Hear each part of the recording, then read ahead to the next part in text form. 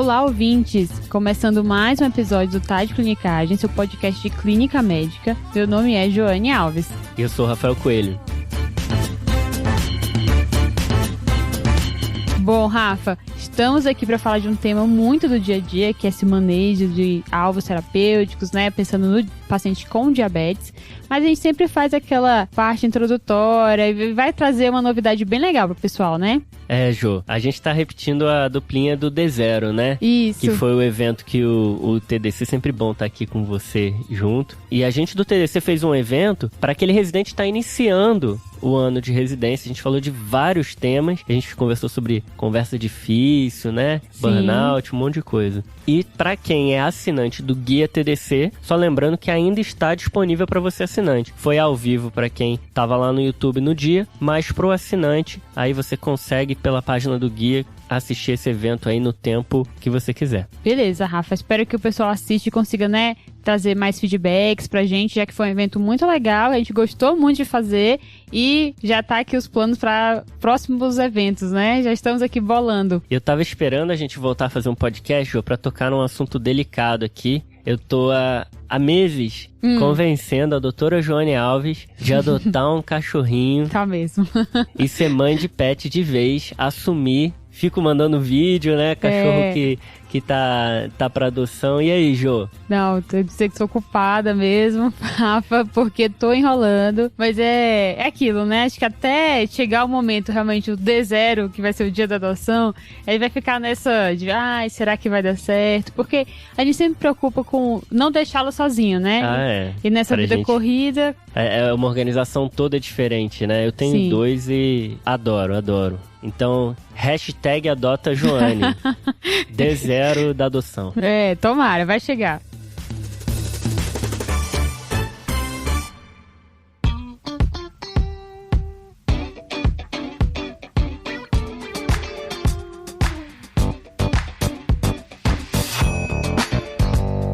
Voltando aqui pro episódio, Jô, como é que a gente vai estruturar esse episódio que a gente deu o título de alvos glicêmicos, hemoglobina glicada e novas tecnologias no diabetes, que são aquelas novidades aí que você comentou. Como é que vai ser a estrutura desse episódio? Então, nós vamos falar de 3 principais tópicos, tá? Primeiro, hemoglobina glicada. O que ela representa, a frequência de avaliação, quais são os alvos, como que individualiza. Segundo, glicemia capilar. Para quem que tem que fazer e quais são as interferências que podem dar ao exame. E terceiro, a monitorização contínua de glicose. Também indicação, como utilizar e como acompanhar e quais são os alvos específicos da monitorização contínua de glicose, que é o famoso Libre, né? Aqui no Brasil essa é a marca aí que predomina. Exato. E aí, Jô, começando pela glicada, o que ela é e o que ela significa? Então, Rafa, a glicada, ela é realmente uma parte, né, ali da hemoglobina, que é aquela fração que vai se ligar à glicose que está disponível lá no sangue. Logo, isso já dá várias pistas de o que pode vir a interferir nesse exame. É um exame que depende ali da hemoglobina. Exato. Já que ela tem uma associação direta com a hemoglobina, e isso é um fator que vai interferir, inclusive, na maneira que a gente vai fazer a periodicidade de avaliação desse exame, já que existe a meia-vida da hemoglobina. A hemoglobina glicada, que muita gente escreve o termo HbA1c, que é a mesma coisa, né? Sim. Então, a hemoglobina glicada reflete a média da glicemia dos últimos meses, né, Jô? Dependendo ali da meia-vida da hemácia. Normalmente reflete quanto tempo para trás? Aí, Rafa, as referências chegam a um consenso de 2 a 3 meses, mesmo de referência em relação à variação glicêmica do seu paciente. Então, se a gente está solicitando uma glicada hoje, esse valor do que ele comeu nessa semana não vai ter uma interferência mais mínima em relação aos meses anteriores. Isso é inclusive uma dica que a gente tem que pensar e lembrar quando a gente pede a glicada, que se você fez algum ajuste recente do paciente, pode ser que você ainda não veja essa melhora do controle glicêmico se refletindo no valor da hemoglobina glicada. Então, repetir com um mês pode ser cedo demais, né? Isso. Entendi. E a indicação da glicada costuma ser para todos os pacientes diabéticos, tanto tipo 1 quanto tipo 2, né? Que ela é um grande exame que representa o controle da doença e que o seu controle no alvo vai levar a melhores desfechos, né? Mas se todos os pacientes têm que fazer no diagnóstico e no acompanhamento, como é que a gente faz essa frequência da avaliação? Tem que ser a cada 3 meses ou não? Como que é isso aí? O ADA, Rafa, já deixa essa orientação assim mais clara pra gente. Ele fala que é a opinião de especialista, tá?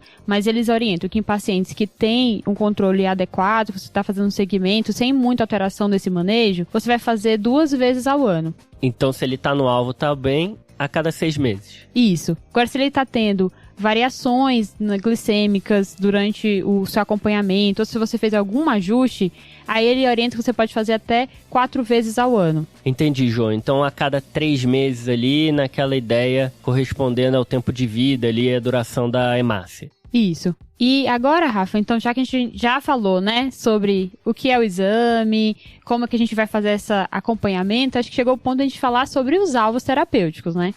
Jô, qual é o alvo de hemoglobina glicada que eu vou querer do meu paciente? Menor que 7%, Jô. Essa é a recomendação para a maior parte dos indivíduos, inclusive é a recomendação da American Diabetes Association, a ADA, que você comentou agora há pouco, agora na diretriz de 2023. Beleza. Isso vem de vários estudos, mas tem um dado muito legal aqui, Jô, que é o seguinte, um estudo chamado DCCT. Ele comparou um alvo menor que 7% com um alvo menor que 9%. Manter abaixo de 7% reduziu em mais de 50% as complicações microvasculares. Porque controlar a glicada, controlar o diabetes, principalmente previne retinopatia e doença renal diabética, né? São esses 2 grandes desfechos que são complicações microvasculares, mas também neuropatia. Então a gente tem esse dado que mostra como é importante a gente controlar a hemoglobina glicada dos nossos pacientes. Mas tem algumas exceções, né, Rafa? Acho que esses 7. É primeiro falar que a gente não está falando de crianças aqui, nem adolescentes, nem gestantes, mas existe uma possibilidade de a gente ser um pouco mais flexível em idosos e algumas populações específicas, né? Existe a preocupação, Jô, do controle muito intensivo fazer hipoglicemia, paciente ter complicações relacionadas a isso. Então, pacientes que têm maior risco de hipoglicemia, ou então que não se beneficiam do controle a longo prazo,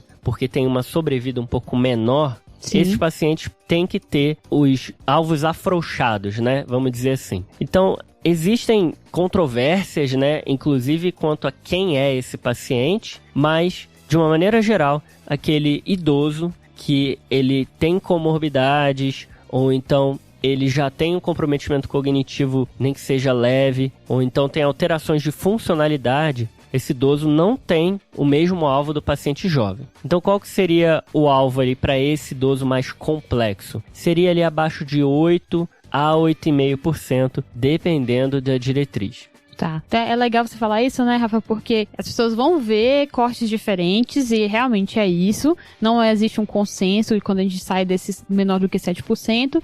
Então, a ideia é, e tente individualizar mesmo para o seu paciente, né? Exato, Jô. Só lembrando que o idoso que é saudável, várias diretrizes colocam até 7,5%. Então, tá, 7% para a maior parte dos indivíduos. Se for idoso, alguns locais 7,5%. Se for um idoso complexo, ali 8,5% de hemoglobina glicada, o alvo. Tá, e aí existe também um outro extremo, né? O paciente que tem benefício de fazer um controle ainda mais estrito, ou seja, às vezes essa glicada aí tá menor do que 6,5.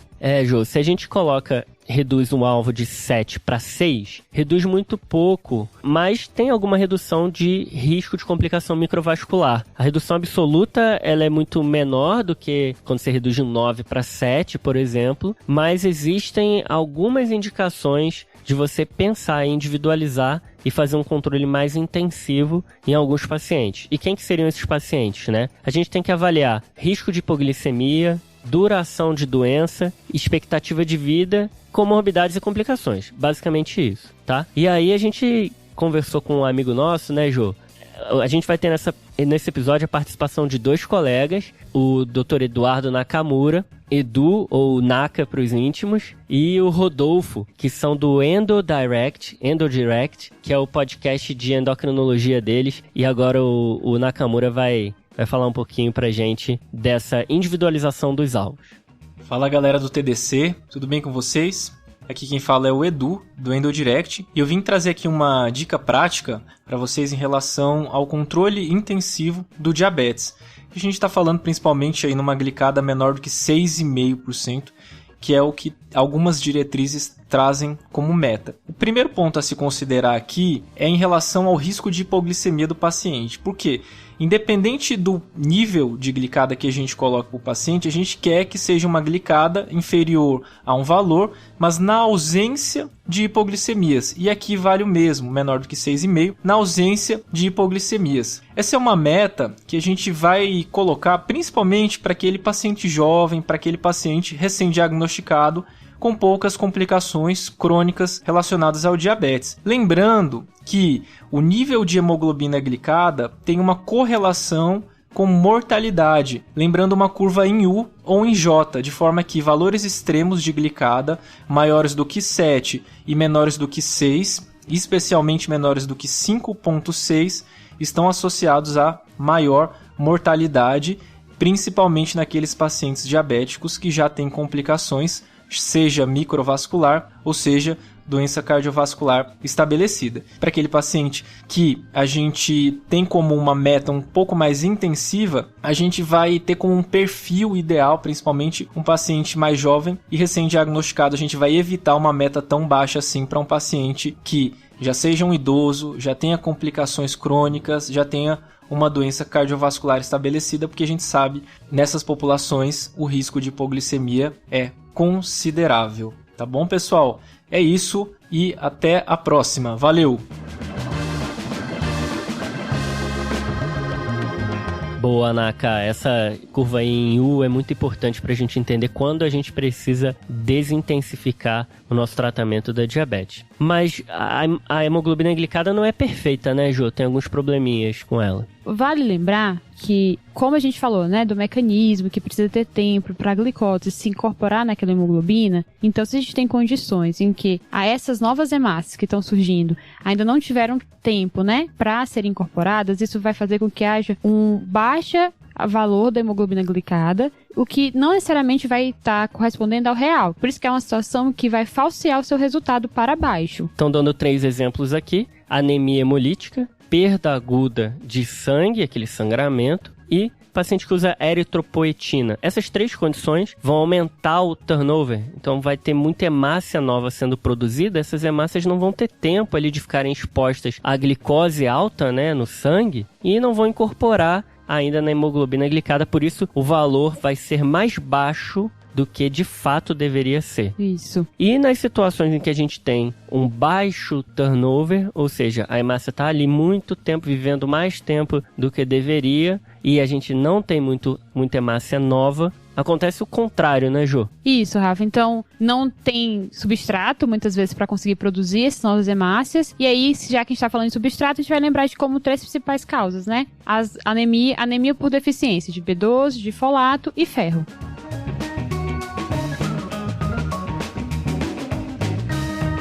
Então aqui fechamos a hemoglobina glicada. Isso, Rafa. E aí vamos ao nosso segundo ponto, né? Que é falar de glicemia capilar. Para quem a gente vai fazer esse tipo de procedimento, né? Esse exame?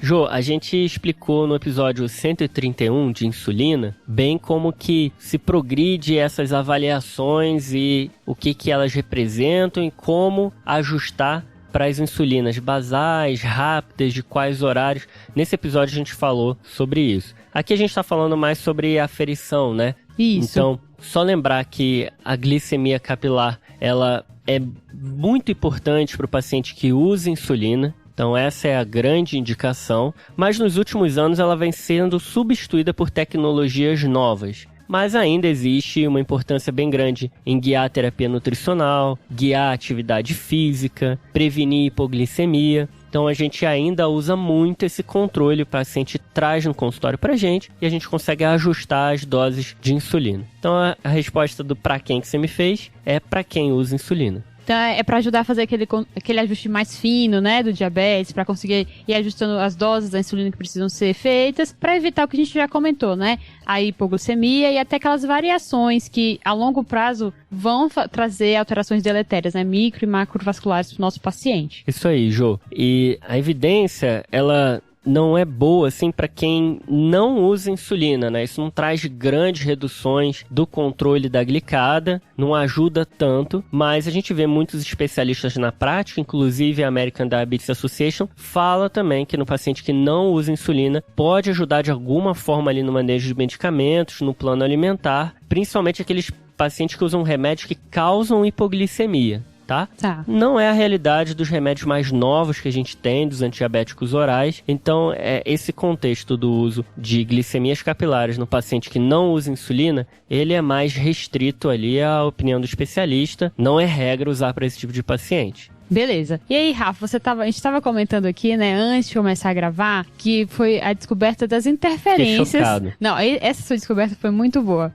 Do que pode ter de interferência no valor da glicemia capilar. Jô, já aconteceu várias vezes do paciente internado fazer aquela glicemia capilar e, pô, não tá batendo, não faz muito sentido. Eu achava que tinha a ver com perfusão, não sei. E agora, estudando para esse episódio, eu descobri que existem duas formas do glicosímetro fazer ali a reação que vai te dar aquele valor ali de glicemia capilar. Uma delas utiliza uma via que chama glicose oxidase. E aí, os níveis de O2 sanguíneo de alguma forma podem alterar ali os valores. Então, quem está com O2 alto, ou seja, está recebendo oxigênio, ou então você acaba pegando um sangue arterial, pode dar resultados falsamente baixos. O paciente que ele está com hipóxia, ou então que você pega uma medida de sangue venoso e não capilar, ele pode dar um valor falsamente alto. Tá? Alguns glicosímetros usam ainda essa glicose oxidase, outros usam a glicose desidrogenase, que não são sensíveis ao oxigênio. Então, é legal saber isso, Jô, porque eu joguei na Amazon para ver mais vendidos. E eu encontrei ali entre os mais vendidos, pelo menos ali, que usava da glicose oxidase. Então, acho que é uma recomendação que vale principalmente quando não está fazendo sentido aquelas medidas. Pô, será que é isso no paciente internado? Já no paciente ambulatorial, a via da glicose oxidase também sofre interferência para quem tem alteração de ácido úrico, quem usa paracetamol e quem usa L-dopa, dopamina. Tá? Então, são algumas coisas ali que podem interferir nos valores do glicosímetro. Beleza, acho que esse fica como uma grande dica, né, nesse ponto aí de falar de glicemia capilar. Estar atento nessas possíveis interferências. E aí, novamente, né, porque tanto tempo quebrando a cabeça para tentar entender, para fazer o ajuste, que saber disso talvez seja a resposta, né, que a gente está procurando. Eu já tive uma paciente internada na enfermaria, na época da residência, que a gente ficou alguns dias tentando entender como que ela fazia tanta hipoglicemia assintomática e não era hipoglicemia. Era uma variação do glicosímetro. Então a gente precisa ficar atento a isso. Beleza.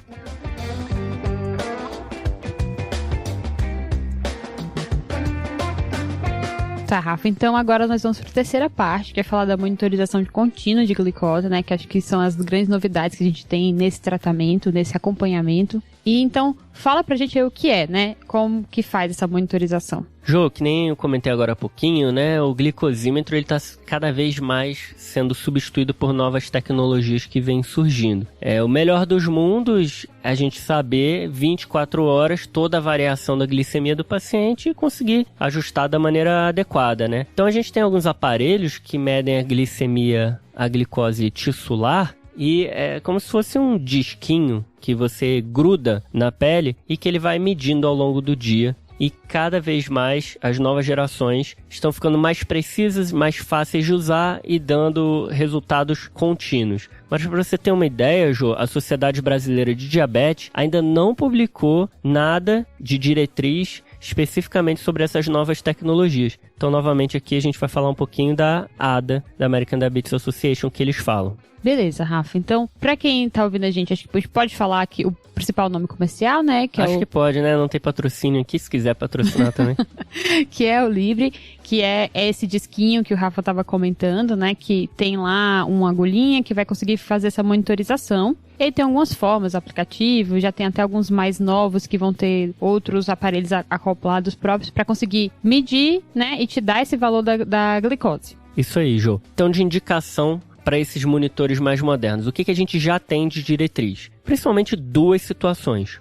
o paciente que usa insulina. Então aqui entra principalmente o DM1, né, Rafa? Aquele que usa a infusão contínua, né, que é a bomba de insulina, mas também serve para o DM1 que faz o outro tipo de manejo, né, basal bolus. E o DM2 talvez também tenha benefício. E 2, as gestantes. Beleza. Então a gente ainda, Jô, tá num terreno aí de evidências novas, está ainda se estabelecendo nas diretrizes o uso desse monitoramento contínuo, mas o que a Ada comenta é que isso vai muito também em relação à preferência do paciente, né? Melhora muito o paciente não ter que ficar se picando para dosar quanto que tá. Então, basicamente, o paciente que usa insulina, que precisaria usar o glicosímetro ali, ele se beneficia de não ter que ficar fazendo essa medição repetitiva, picando o próprio dedo. Tem 2 dados legais para falar, Rafa. Primeiro que já tem ensaios clínicos randomizados que mostraram que no paciente com diabetes tipo 1, o controle contínuo, né, monitorização contínua de glicose, realmente melhora os valores de glicada e reduz episódios de hipoglicemia. Top.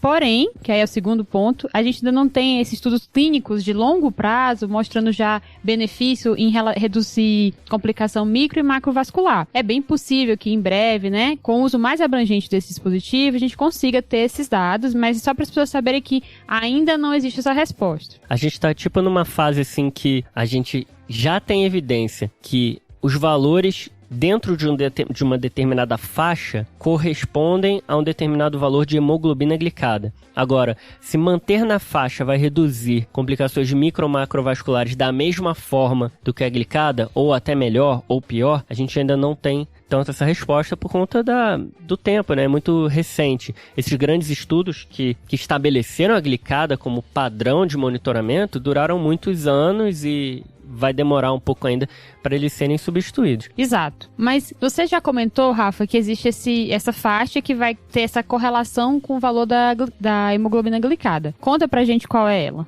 Jô, existe no painel ali de monitoramento diversas informações que podem ser utilizadas, tá? Mas talvez a mais importante seja o tempo dentro do alvo ou o tempo dentro da faixa. Tá. A gente vai ter ali uma faixa, de maneira geral, entre 70 e 180, que é onde a gente quer que o paciente esteja. Se o paciente ficar 70% do tempo dentro dessa faixa, isso corresponderia a 7% de hemoglobina glicada. Então essa é a explicação de tentar manter o paciente dentro do alvo mais de 70% do tempo. Existe uma preocupação com hipoglicemias, então o alvo é ficar menos do que 4% do tempo em hipoglicemia. Quanto maior o risco do paciente, menos eu vou tolerar esse tempo dentro dessa faixa aí perigosa. E o resto é o tempo que o paciente fica acima de 180, né? E completa os 100%. Então, resumindo, o alvo é que nosso paciente fique com a glicemia entre 70 e 180, que seria um valor que estaria muito próximo da meta para a maioria dos nossos pacientes, né?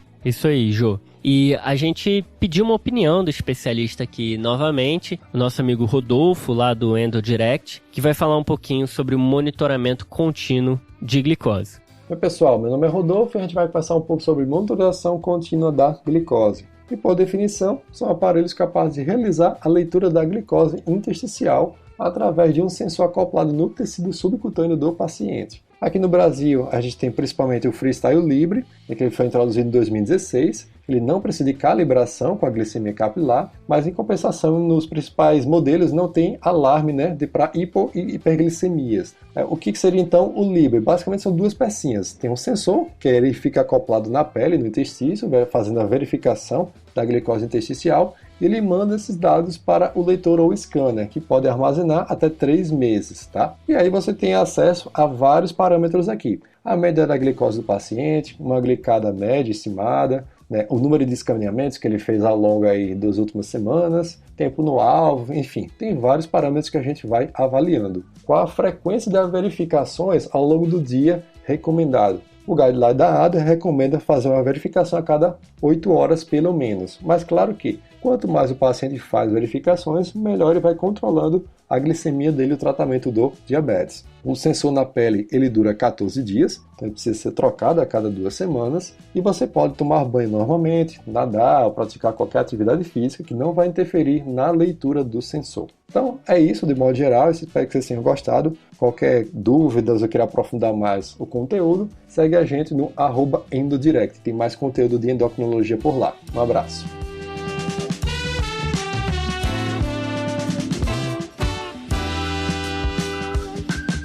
Boa, Rodolfo. Só fazer um comentário sobre o que o Rodolfo falou. Eu dei uma pesquisada aí no YouTube, tem vários reviews assim de paciente que usa Libre, porque aqui no Brasil a gente só tem o Libre por enquanto, que o paciente precisa passar o celular e escanear pelo menos a cada 8 horas, para dar os resultados quando ele passar o celular em cima do sensor. Mas saiu a terceira geração desse aparelho, que ele monitora continuamente a glicemia. E melhor do que isso, tem alarmes. Quando fica abaixo do alvo ou quando fica alto, ele toca o alarme e aí o paciente na hora sabe ali e tem que tomar alguma conduta. E já tem evidência, a ADA traz isso pra gente, que o controle quanto à incidência de hipoglicemia e tempo na faixa é melhor do contínuo em relação a esse intermitente, que é o que a gente atualmente tem. Mas a gente está fazendo esse episódio aqui em março, talvez em abril apareça uma tecnologia nova, então a gente tem que ficar sempre se atualizando quanto a essas novas tecnologias. E é uma felicidade, né, Rafa, facilitar esse controle, porque todo mundo sabe que é difícil, para a qualidade de vida da pessoa também é ruim, né, com várias picadas, ficar tendo que, tanto para ferir glicemia, quanto para ficar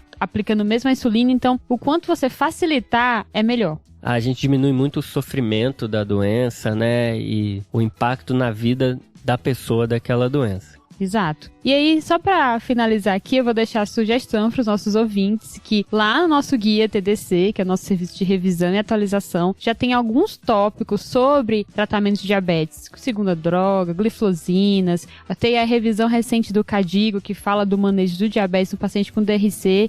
Então... Estudo grade? Já ouviu falar? Sim, tá sim. Lá, então fica aqui a dica. Quem quiser ler um pouco mais, se aprofundar nesse tema, já tem muita coisa lá no Guia TDC. Maravilha, Jô. Fechamos então? Fechamos, Jô. Vamos pros salves? Vamos pros salves.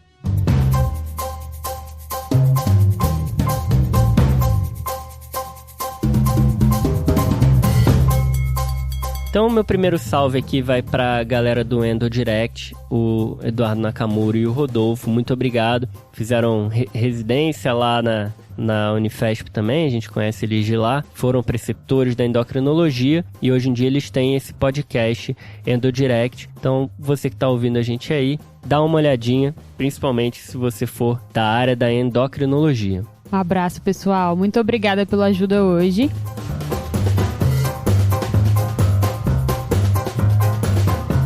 E aqui, estamos num episódio novamente muito especial, porque a gente tem convidados que estão aqui acompanhando a nossa gravação. O João já é nosso colaborador, estagiário, já não é nem o primeiro, né? Já é o terceiro episódio. Mas a gente tem o Júlio, que é aluno aqui da Escola Paulista de Medicina, que está também começando essa caminhada de desenvolver o podcast. Ele vai ser um podcast de medicina de família e comunidade. E a gente está aqui dando todo o apoio para ele, para que esse projeto saia do papel. Quando saiu esse podcast, Júlio, você fala com a gente, hein? Pra gente recomendar. Estimular a podosfera, né? Que nem o nosso Joãozinho gosta de falar. Exato.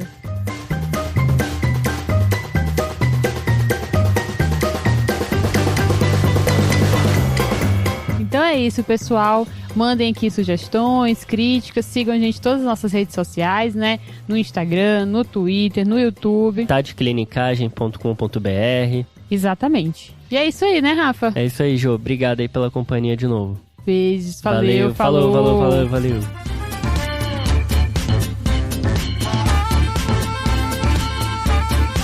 Esse podcast tem como objetivo educação médica. Não utilize como recomendação.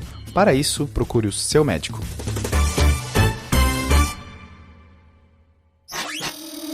Essa é uma produção do Bicho de Goiaba.